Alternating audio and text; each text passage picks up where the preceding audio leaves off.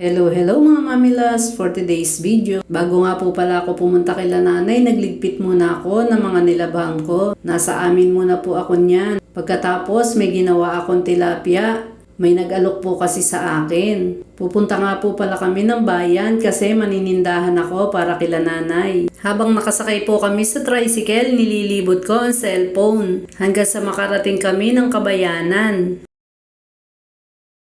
Ayan po, pumasok na ako ng palengke. Uunahin ko muna pong bilhin ang baboy at saka ang manok. Pati na rin po ng atay at giniling. Pagkatapos ko mabili yan, doon naman ako sa mga mag-iisda. Inuna ko nga po palang bilhin ang galunggong. Ang mamahal ng presyo ng isda dito sa amin. Ayan po, naglilibot ako, naghahanap ako kung ano yung mabibili ko. Binili ko nga po pala dyan ang paboritong isda ng nanay, bangus, boneless. Tapos nakakita ko ng tilapia na hiwa na. Tatanggalin na lang po dyan ang bituka at hasang. Tapos nakakita na naman ako dyan ng bidbid. Igagawa ko uli sila ng bola-bola. Sinunod ko naman ang mga gulay. Tapos kung mabili ng gulay, nadaan ako sa maglulugaw. Bumili ko dyan ng togi tsaka lugaw para iuwi kila Ining. Ayan po, pauwi na kami.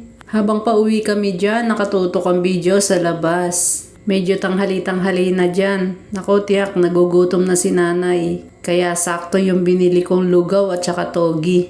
Ako nga dyan, nakakaramdam na din ng gutom. Kasi naman, gumawa pa ako ng tilapia sa amin. Tinanghali tuloy pati pamamalengke ko. Ayan at nakarating na ako kila nanay. Tsak, hinihintay na ako no't nagugutom na yon. Kaya ayusin ko agad ang binili kong lugaw at saka togi. Para sabay-sabay na rin kaming kakain dyan. Tara, kain tayo. Nang makakain nga ako, inayos ko na lahat ng pinamili ko. Nilinis ko ang mga isda at saka ko pinlastik.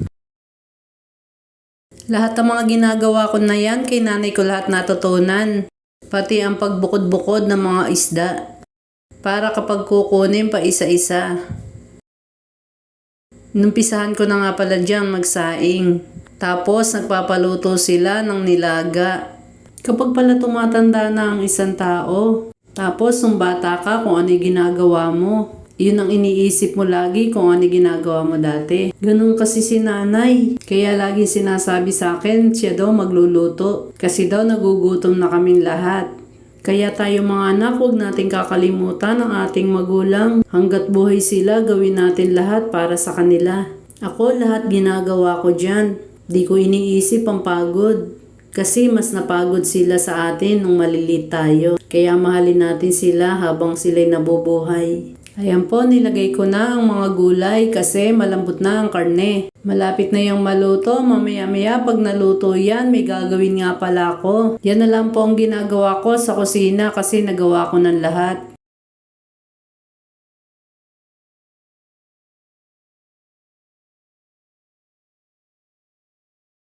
Pupunasan ko nga pala dyan ang mga bintana. Kaya hanggang dito na lang po. Bye-bye. God bless.